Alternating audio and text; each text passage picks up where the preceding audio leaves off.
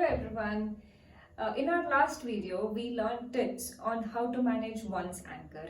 In continuation to the same, today I, Dr. Bhargavi Nagendra, a consultant psychiatrist, will be giving you tips on how to respond to an angry person or an angry partner. First and foremost, it's important to understand why one gets angry. Anger is just a tip of an iceberg. Anger is a normal emotion. Also, it is a secondary emotion, which means a person who is angry is guarding or protecting themselves from their own primary emotions, which are probably worthlessness, feeling unlovable, helplessness, or feeling rejected. So when a person is angry, it's important to know it is not about you, it is about them. So my first tip for today will be when a person is angry, try to stay calm. Do not use phrases like calm down or you're overreacting. These will only make the person who is angry more agitated. Someone who is angry is responding from their emotional brain and not their rational brain. So when you say phrases like these, they are feeling it gives them a message that their feelings don't matter, or they are not accepted, or they are not validated. Say for example, in a situation, imagine in a situation you forgot your partner's most important day and they are really angry at you. Instead of saying it's just one day, you're really overreacting, try using phrases like, I know how special that day was for you. I'm sorry, we can work things out. In these sort of situations, it's important to use we statements which will help the person understand that you are on their side and help resolving the issue. My second tip will be try not to get defensive. It's important to know that you should not be taking these sort of situations personally. When you are responding to an angry person, it is really not about you.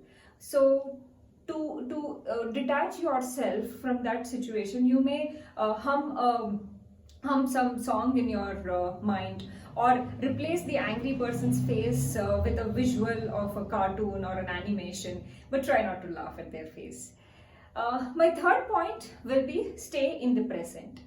People who are angry will often bring up situations or conversations from past. Please understand it's a trap. Do not fall into these traps. Do not drift the conversations back to past events. Try to stay in the present. You can do this by stating things like, let's focus on what's immediately upsetting you. So you can bring back your partner to the present situation. Fourth tip will be to paraphrase or rephrase the situation to bring back the anger to them, which means, for example, say your partner is very angry and yelling at you.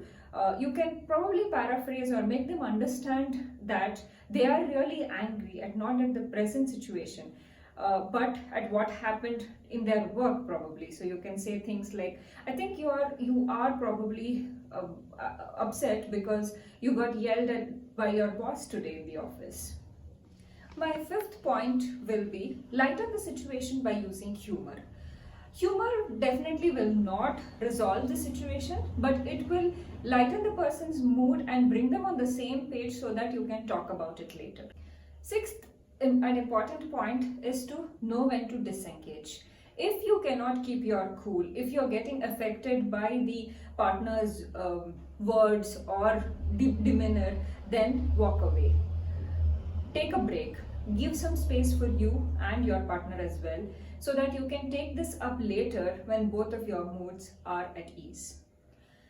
The last but not the least is recognize abuse. Anger is not the same as abuse. If your partner is physically intimidating you, if they are making you feel guilty, if they are calling names or sexually coercive, understand you're in an abusive relationship. Take professional help.